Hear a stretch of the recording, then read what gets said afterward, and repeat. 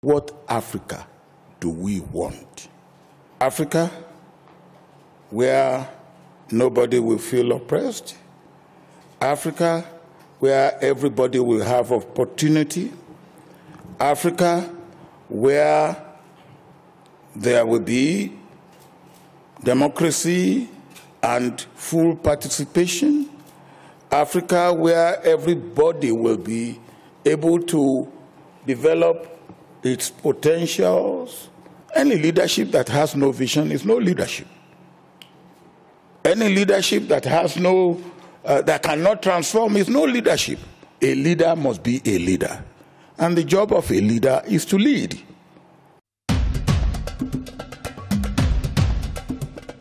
We need our youth to have the space. We really need to look at our political organizations, our institutions, etc. This is a young continent, and we need to appreciate that we don't understand the world of those young people. We need to empower and trust this young generation to come forward. They have the energy, they have the know-how, they understand the age. That will help us to move forward. We need a leadership that thinks African, that thinks about Africa as a whole. If we want to get to prosperity, because that's one of the things, a modern, prosperous Africa that we want, we're not going to get there unless we have the young people, the women, to really drive that development. To be able to define the leadership relative to Africa we want, maybe this has been the question even before I was born. And the main effort has been in the theoretical part of leadership.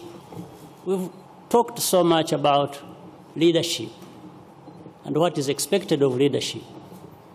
We have also had so much time talking about and defining the problems of Africa.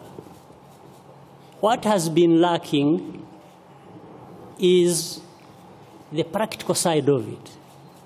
How do we get to do what we know we ought to so that Africa can get better? This is where the problem lies. We have to make sure that leaders are there for a purpose, and the purpose is to lead, is to work towards development, transformation, betterment of their people's lives.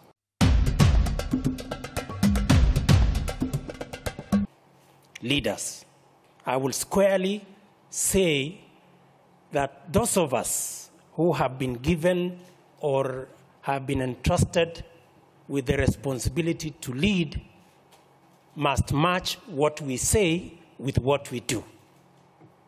That is what will make the difference. We have what it takes. We know where we want to go. We know how to get there.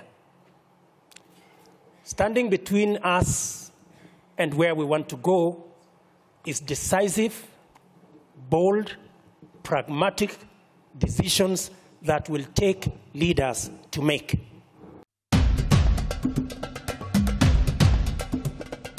We often think of the problem of leadership as being the problem of the leaders alone. But to succeed, they must be able to implant those attributes in the population. Their political parties must be organized in such a way that they reflect those values and embody those aspirations in their political interaction. It's ironical that you have a continent with the best natural resources of any others as of today, but they are being exploited for the sustenance of those who enslaved us and continue exploiting us, rather than being exploited for our own emancipation. We talk about development, but we don't stop in time to define what development in our kind of situation is.